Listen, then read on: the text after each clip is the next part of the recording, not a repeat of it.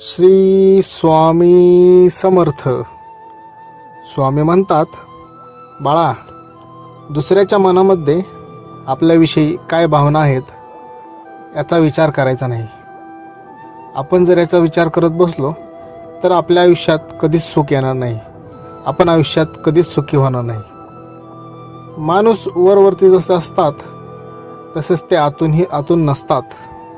माणूस आपल्यासमोर आपली स्तुती करतात आणि आपल्या पाठीमागे आपल्या वाईट गोष्टी आपले अवगुण मोजत असतो. त्यामुळे माणसांच्या विचारावर जास्त वेळ वाया घालवायचा नाही.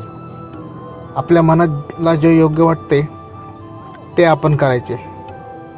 आपणच आपल्या सुखाची काळजी घ्यायची असते. आपल्याला आपले सुख कशात आहे आणि दुःख कशात आहे हे ओळखता आले पाहिजे. नको त्या गोष्टीच्या मागे लागून आहे ते सुख घालवण्यापेक्षा जे आहे त्यातच सुख शोधता आले पाहिजे. बाळा, ज्याला हे जमले तो व्यक्ती छोट्या छोट्या गोष्टीत सुख व आनंदी शोधायला सुरुवात करतो.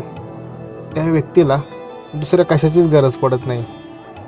तो व्यक्ती आपल्या आयुष्यात जे नाही त्याचा विचार करून दुःखी राहत नाही. तो खरा आयुष्य आनंदाने जगत असतो. आयुष्य जर बदलायचे असेल तर त्याची सुरुवात आपल्या विचारांपासूनच करायला हवी. विचार बदलले की परिस्थिती आपोआप बदलते. परिस्थिती बदलायला जास्त वेळ लागत नाही. आपल्याला आपले विचार सकारात्मक ठेवता आले पाहिजे. संकट व दुःख झेलूनसुद्धा जो व्यक्ती आपला चांगला स्वभाव बदलत नाही, लोकसुद्धा त्याच व्यक्तीची कदर करतात. लोकांच्या मनात त्या व्यक्तीविषयी आदर असतो.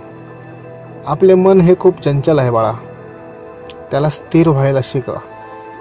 आपले मन आज एका गोष्टीवर, उद्या दुसऱ्या गोष्टीवर व परवा तिसऱ्या गोष्टीवर जडते. या मनाला थोडे शांत करा. मन शांत करण्यासाठी दररोज थोडा वेळ चिंतन करा, मनन करा, गोष्टीचा सखोल विचार करा. कोणताही निर्णय भावनिक होऊन घेऊ नका. स्वामी म्हणतात, नाती दोन प्रकारचे असतात. एक म्हणजे रक्ताची नाती आणि दुसरे म्हणजे बाहेरील दुनियात तुम्ही कमवलेली नाती.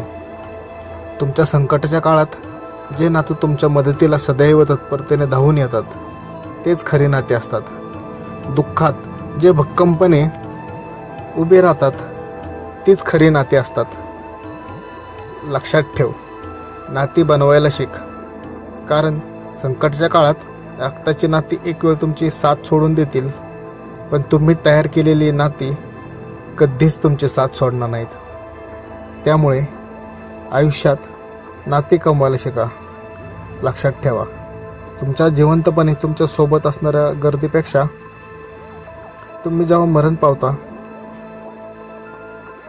त्यावेळी तुमच्या अग्नीला जेवढी गर्दी असते त्या गर्दीवर त्या माणसाचे चरित्र झळकते. लक्षात ठेवा, आपल्या आयुष्यात दोन प्रकारच्या व्यक्तींपासून नेहमी दूर राहा. एक म्हणजे जो व्यक्ती तुमच्या समोर तुमची खूप प्रशंसा करतो, स्तुती करतो, आणि दुसरा म्हणजे तो व्यक्ती जो तुमच्यासमोर तुमच्या शत्रूला शिव्या देत असतो. अशा दोन प्रकारच्या व्यक्तींपासून दूर राहायला शिका. लक्षात ठेवा, जो आपल्यासमोर आपली स्तुती करतो त्यापेक्षा जो आपल्या पाठीमागे सुद्धा आपली स्तुती करतो तोच आपला खरा मित्र असतो. बाकी कोणालाही आपल्याशी काही देणं घेणं नसतं. बाळा, एक गोष्ट नेहमी लक्षात ठेव, चुकीचा रस्ता, चुकीची माणसं, वाईट परिस्थिती, वाईट अनुभव हे अत्यंत गरजेचे आहेत.